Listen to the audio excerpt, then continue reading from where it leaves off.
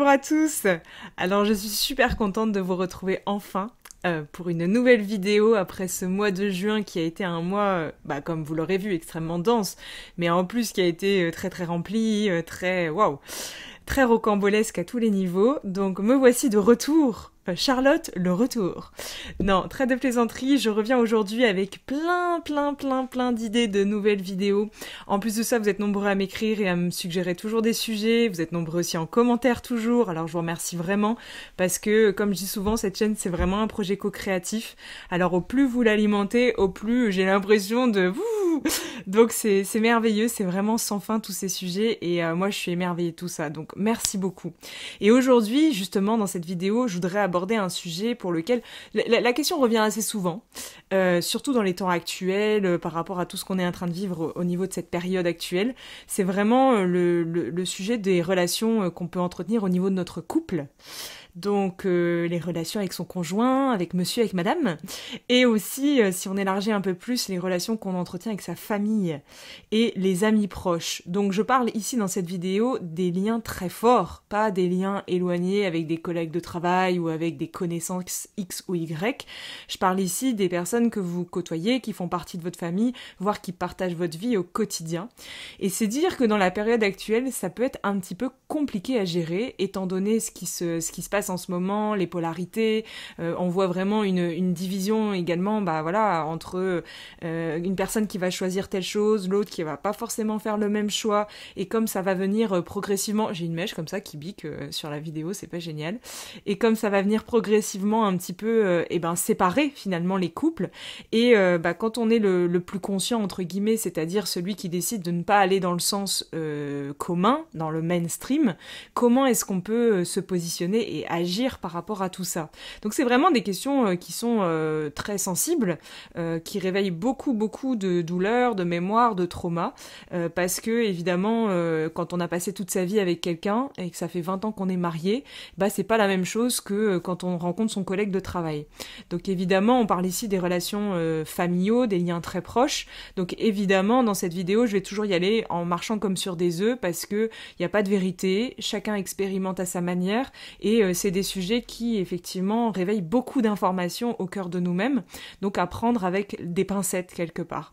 Ce qu'il faut comprendre aujourd'hui, c'est que bien évidemment, comme je dis tout le temps, la Terre ascensionne, je le répète encore, mais c'est pas coucou les petits oiseaux, c'est pas une idée ou une vue d'esprit, c'est vraiment quelque chose qui est en cours, et dans ce phénomène d'ascension vibratoire, eh bien, nous qui sommes sur cette terre, nous sommes aussi dans un phénomène d'ascension intérieure, de changement de prisme ou de paradigme.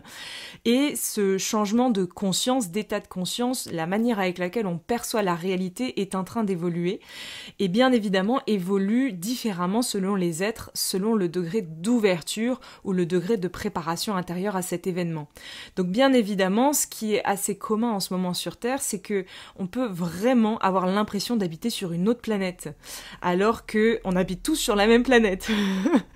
On est tous ici sur Terre, mais pour autant, avec certains membres de notre famille, voire avec notre conjoint, avec des frères et sœurs ou avec des amis proches, on peut parfois avoir l'impression de ne plus habiter du tout sur la même planète, de ne pas du tout être dans le même univers, de ne pas du tout être dans la même réalité. C'est comme si on va imaginer que puisque la Terre ascensionne et un petit peu change de plan, on va imaginer que c'est comme des lignes temporelles qui viennent un petit peu s'ouvrir et il y a des êtres qui se calibrent au niveau de la mélodie et de la vibration sur différentes typologies et c'est comme si quand je vibre sur une note comme le mi, je ne suis plus connectée à la résonance fa.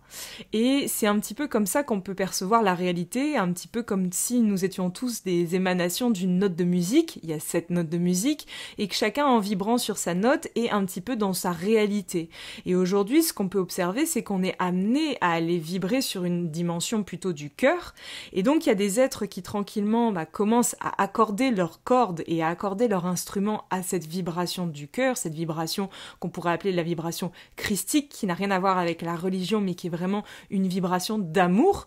Et il y a ceux qui se relient à une vibration de peur. Et donc ce n'est pas du tout la même vibration, et bien évidemment dans la matière, ça se matérialise par énormément d'incohérences, d'incompréhension. On peut soudainement, et ça peut parfois être un petit peu violent aussi, être confronté à des personnes qui pourtant sont des êtres de notre famille ou des êtres très proches, qui jusqu'à présent étaient des êtres avec lesquels on avait un lien très très fort, et qui soudainement, ça peut être un peu perturbant, c'est-à-dire on a vraiment l'impression en l'espace de très peu de temps, parce que l'espace se condense, le temps se condense, et donc en très très peu de temps en ce moment, on peut vraiment avoir l'impression de ne plus du tout être sur la même longueur d'onde, et ça peut être des virages assez importants. Toujours est-il que, évidemment, c'est bien gentil de dire tout ça, mais d'un point de vue pratico-pratique, comment on fait? Évidemment, on va pas tous être appelés à se séparer, à se diviser, à ne plus parler à sa famille, à ne plus se côtoyer, ou à complètement exploser tous les liens familiaux ou les liens qu'on peut entretenir avec les autres. C'est pas forcément ce qui nous est demandé pour autant. Même si on peut effectivement sentir que nos vibrations changent et qu'on ne se sent plus tout à fait en cohérence ou en vibration avec certaines personnes, c'est pas pour autant ce qui nous est demandé, c'est pas pour autant de les rejeter ou de les envoyer paître ou de couper les liens sévèrement avec ces gens. J'entends beaucoup dans le milieu spirituel des personnes qui me disent « Moi, j'ai coupé les liens avec ma famille parce qu'elle était toxique. J'ai coupé les liens avec mon conjoint parce qu'il était comme ci. J'ai coupé les liens avec mes amis parce qu'ils étaient comme ça. » Moi, personnellement, la notion de couper ne me revient pas vraiment, parce que je pars du principe que quand on suit le flux de synchronicité, quand on suit la vie, eh bien, les gens qui doivent se magnétiser à nous se magnétisent, et les gens qui doivent s'écarter s'écartent d'eux-mêmes. Et on n'a pas besoin de couper. C'est quelque chose qui se fait de soi-même et qui se dévoile dans l'expérience. Et c'est là-dessus que j'aimerais beaucoup appuyer.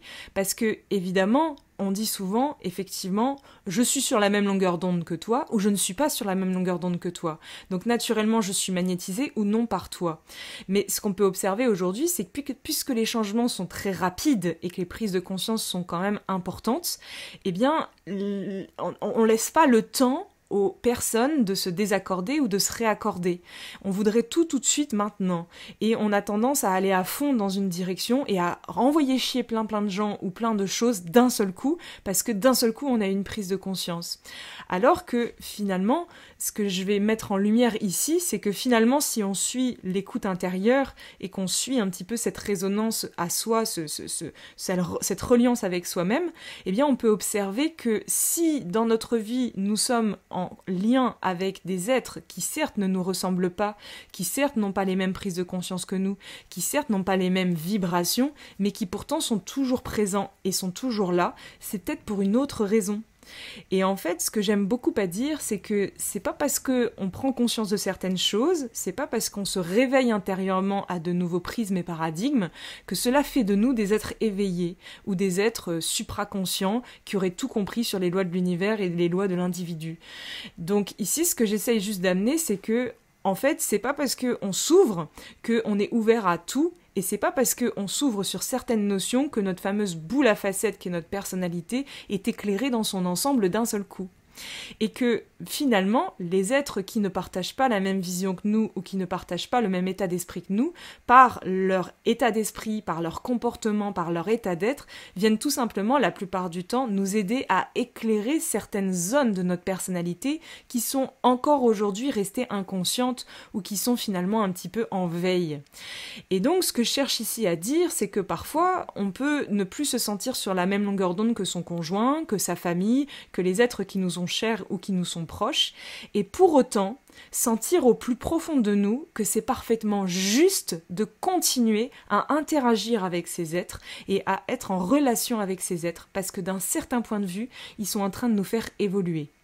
Alors ici, bien évidemment, ça demande un minimum de patience et de discernement, parce qu'on ne peut pas se rendre compte de si un être nous fait évoluer ou non, si c'est bon et juste pour nous ou non, si on prend les décisions à la va-vite. Donc ça nécessite bien évidemment d'expérimenter dans la durée et de pas être dans une réaction directement à quelque chose qui nous traverse. Pouf, réaction, pouf, je veux plus en entendre parler parce que aujourd'hui, par exemple, mon conjoint il se fait vacciner, moi non, ben, je veux plus en entendre parler, réaction, je coupe les ponts. Et ben non, en fait, c'est peut-être pas forcément ce qui nous est demandé. Donc ici, j'aimerais vous partager une clé au niveau des relations qu'on peut entretenir justement et pour pouvoir mettre en lumière tout ça et y voir un peu plus clair sur tout ça. La clé, c'est vraiment l'authenticité. Alors ici, j'appuie vraiment sur un point important, c'est-à-dire vous allez vous retrouver dans les relations avec votre famille ou avec les êtres qui vous sont chers. Et bien évidemment, ces êtres qui vous sont chers ou cette famille, si vous regardez cette vidéo, c'est bien évidemment parce que ils ne partagent pas forcément le même point de vue que vous, ils sont pas forcément dans une conscience spirituelle ou une ouverture intérieure à tout ce qui est en train de se produire en ce moment. Ils sont peut-être profondément enlisés dans des formes de peur qui finalement viennent un petit peu guider leur choix intérieur en ce moment. Et c'est dire que évidemment c'est pas facile à soutenir au quotidien quand on habite sous le même toit qu'une personne comme ça. Donc si vous regardez cette vidéo, c'est bien évidemment pour ça. Eh bien, une clé qui peut être très intéressante, ce n'est pas de, bien évidemment, chercher à convaincre l'autre ou chercher à lui expliquer par X ou Y raison ou à lui faire ressentir qu'il est inférieur ou qu'il a rien compris ou que, bien évidemment, il est à côté de la plaque. Parce qu'évidemment, quand on s'ouvre à un champ plus élargi, il y a un des pièges assez importants qui est un piège égotique de l'ego spirituel qui va nous faire croire qu'on est supérieur aux autres, tout simplement, et qui va nous laisser penser qu'on a une mission d'aide pour l'humanité et on va se transformer progressivement en sauveur. Et on va vouloir bien évidemment venir en aide aux autres et notamment aux êtres qui nous sont chers.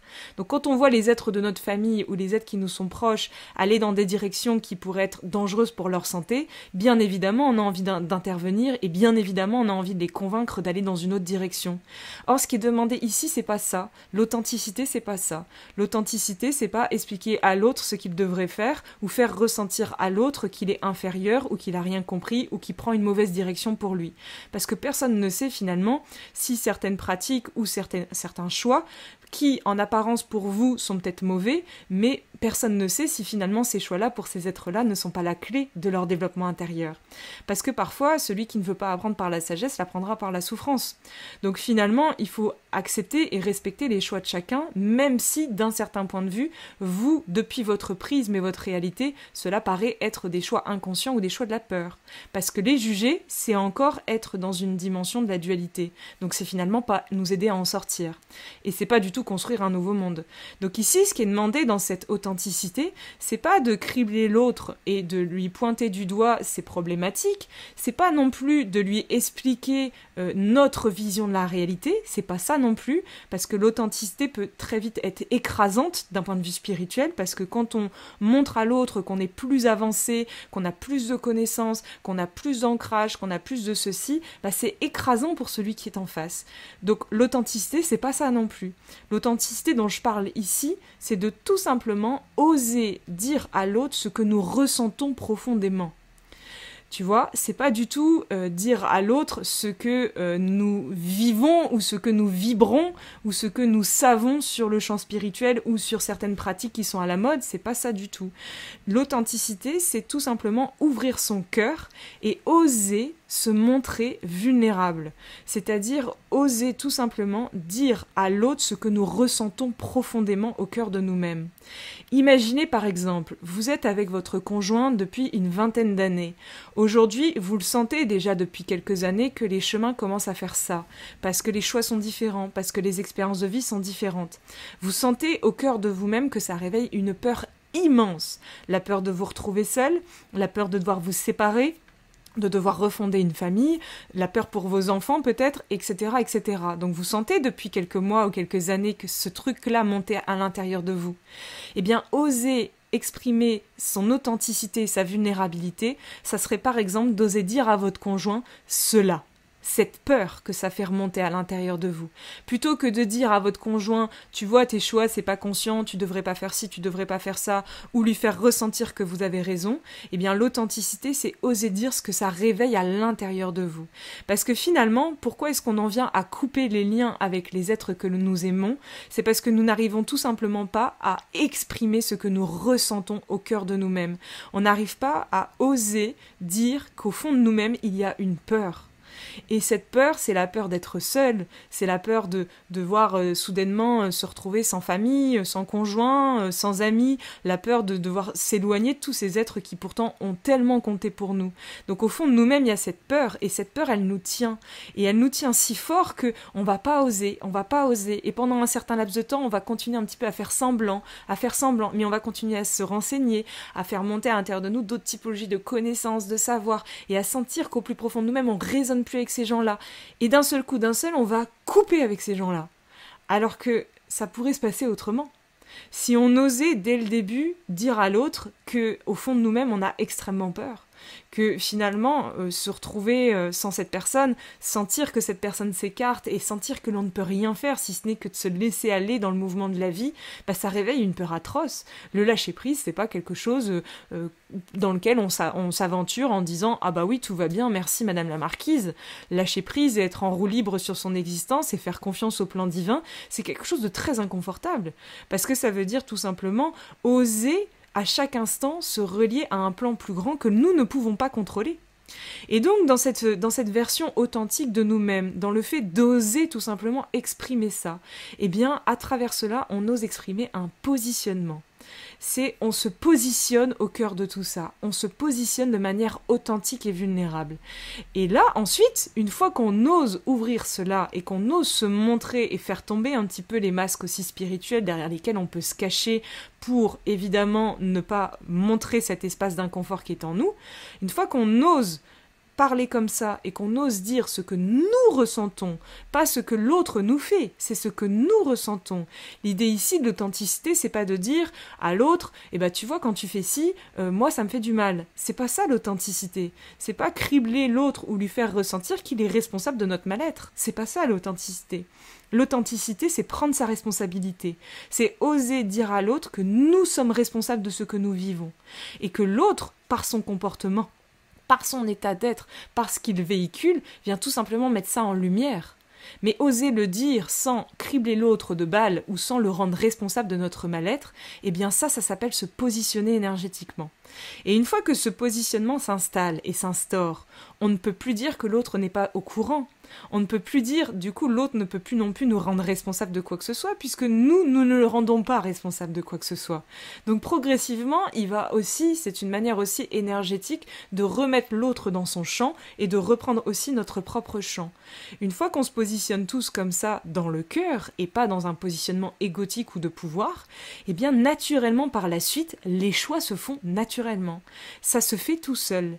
Et c'est là où on arrive effectivement à un instant où les êtres continuent leur chemin tous ensemble, ou les êtres tranquillement se séparent. Mais c'est pas une séparation dans l'ego, c'est pas une séparation douloureuse, c'est pas quelque chose qui fait mal, c'est quelque chose qui surgit de lui-même et qui se dévoile dans l'expérience. C'est pas quelque chose pour lequel on doit s'expliquer, c'est pas quelque chose pour lequel on doit pleurer ou on doit générer autant de brouhaha, c'est pas un drame en fait, c'est quelque chose qui se fait tout seul. Et c'est beau d'un certain point de vue, même si, en apparence et dans l'expérience, ça peut effectivement générer une forme de douleur intérieure ou d'inconfort. Mais d'un certain autre point de vue, c'est une beauté, parce que c'est quelque chose qui se fait de lui-même. C'est pas quelque chose auquel on réfléchit. On fait pas le fameux tableau, le plus et le moins. Vous savez, quand on est dans une relation où on sait plus trop où on en est, on va dresser ce petit tableau intérieur, alors toutes les raisons pour lesquelles je devrais rester avec lui ou avec elle, et toutes les raisons pour lesquelles je devrais le quitter. Et on compare comme ça. C'est pas ce tableau-là qui laisse place à ça. C'est un lâcher-prise total. C'est oser se montrer tel que nous sommes et oser montrer les parts de fragilité qui sont en nous. Et ensuite, on se rendra compte comme naturellement, soit quand j'exprime ces parts de fragilité, je me rends compte et l'autre se rend compte que finalement on s'entraide, parce que finalement, par les choix de l'autre, par ma vibration, et finalement ça vient appuyer pile poil sur l'endroit que j'ai besoin de regarder.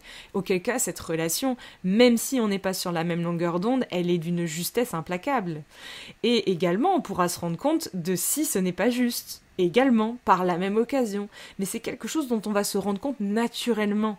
C'est pas quelque chose qu'on va mentaliser. C'est quelque chose qui va surgir de lui-même ou jaillir de lui-même. Et c'est quelque chose qui peut-être vous va jaillir en vous, mais ne jaillira pas forcément chez l'autre. C'est pas forcément quelque chose qui jaillit en même temps pour les deux. Il faut aussi accepter que pour vous, il y a peut-être quelque chose qui va jaillir comme une évidence pour vous et vous allez faire des choix, mais l'autre ne comprendra pas forcément vos choix. L'autre va peut-être se mettre en colère contre vous, l'autre va peut-être vous traiter de tous les noms, l'autre va peut-être faire des choses et va peut-être avoir des réactions et des comportements inconscients par rapport à une décision que vous prenez en votre âme et conscience. Et l'enseignement, c'est justement de traverser cela, de traverser le rejet, de traverser le jugement d'autrui, de traverser l'humiliation, de traverser la trahison, donc de retraverser à travers cette expérience, même si elle est houleuse, de retraverser certaines de nos blessures ou certaines de nos mémoires que l'on porte en nous. Donc finalement, qu'on soit avec ou non cette personne, finalement, peu importe comment les relations évoluent, c'est toujours un enseignement d'un certain point de vue. Et c'est comme ça qu'il faut voir la chose.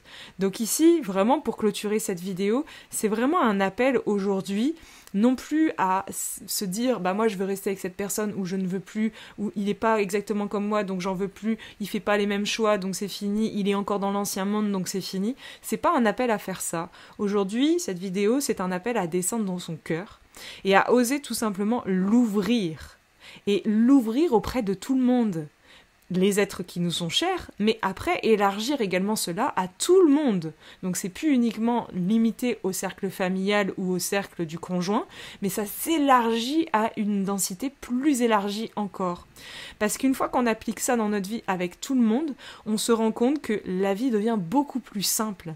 Mais ça part de soi, et ça part d'une possibilité, une ouverture à lâcher le costume, à lâcher le personnage, et à oser se montrer dans notre vulnérabilité, dans ce qui nous fait peur, à oser le dire, à oser le verbaliser, à oser le vibrer, plutôt que de le dissimuler ou de se cacher derrière un masque spirituel qui pourrait nous laisser à penser ou laisser à penser aux autres que nous sommes finalement au bout du chemin. Voilà un petit peu par rapport à toutes ces notions.